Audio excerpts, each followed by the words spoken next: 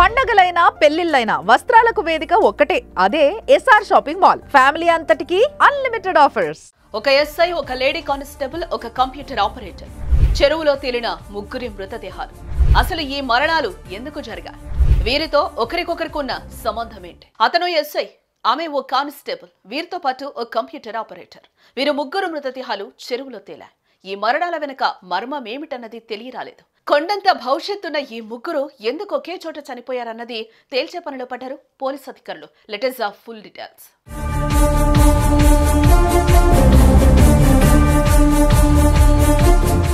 ఇదిగో ఇక్కడ మనం చూస్తున్న ఈ ఎస్ఐ పేరు సాయి కుమార్. ఈయన బిక్కనూరులో విధులు నిర్వహిస్తున్నారు. ఇక ఈమె పేరు శృతి. ఆమె బీబీపేటలోని కానిస్టేబుల్ గా పనిచేస్తున్నారు. ఈ యువకుడి పేరు అఖిల్.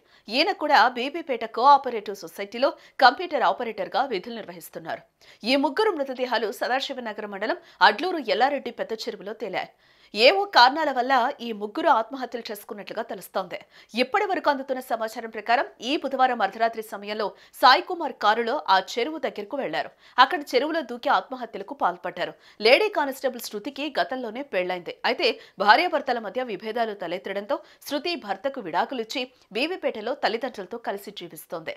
బుధవారం మధ్యాహ్నం ఎస్ఐ కోసం ఉన్నతాధికారులు ఫోన్ చేసిన సమయంలో ఆయన ఫోన్ స్విచ్ ఆఫ్ అని తేలింది.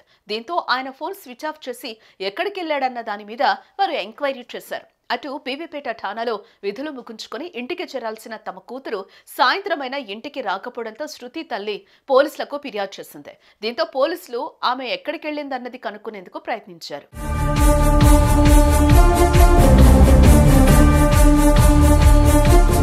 పోలీసులు చేసిన విచారణలో శృతి ఫోన్ సిగ్నల్ పెద్ద చెరువు సమీపంలో ఉన్నట్లుగా తెలిసింది.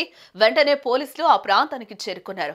అక్కడ వారికి ఎస్ఐ సాయి కుమార్ కారుతో పాటు శృతి, అఖిల్ చెప్పులు, సెల్ ఫోన్లు దొరికాయి. వీరందరి చెప్పులు, ఫోన్లు ఇక్కడ ఎందుకున్నాయి అన్న సందేహంతో పోలీసులు చెరువులో గాలింపు చర్యలు చేపట్టారు. కొంతసేపటి తర్వాత వారికి అఖిల్, శృతి మృతదేహాలు చెరువులో దొరికాయి. గురువారం ఉదయం అదే చెరువులో సాయి కుమార్ మృతదేహం కూడా లభ్యమైంది.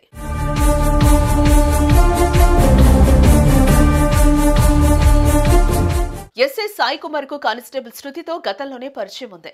సాయి కుమార్ 2 ఏళ్ల క్రితం బీబీపేట ఎస్ఐగా పనిచేసిన సమయంలో శృతి అక్కడే పనిచేసేవారు. ఆమెకు అప్పటికే వివాహమై భర్తతో విడాకులు కూడా అయ్యాయి.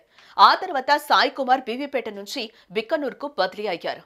ఎవరి జీవితాలు వారు జీవిస్తున్న పరిస్థితుల్లో ఈ ముగ్గురు చెరువు దగ్గర ఎందుకు కలిశారు? ఎస్ఐకి, లేడీ కానిస్టేబుల్ కు మధ్య ఏం జరిగింది? మధ్యలో అఖిల్ వీరితో ఎందుకు కలిశాడు? వీరిద్దరితో పాటు అతను కూడా ఆత్మహత్యకు ఎందుకు పాల్పడ్డాడు అన్న ప్రశ్నలు ప్రస్తుతం పోలీసు అధికారుల ముందు నిలిచాయి. ఈ మొత్తం వ్యవహారం మీద సమగ్రమైన దర్యాప్తు జరిపే దిశగా పోలీసు అధికారులు ముందుకు కదిలారు.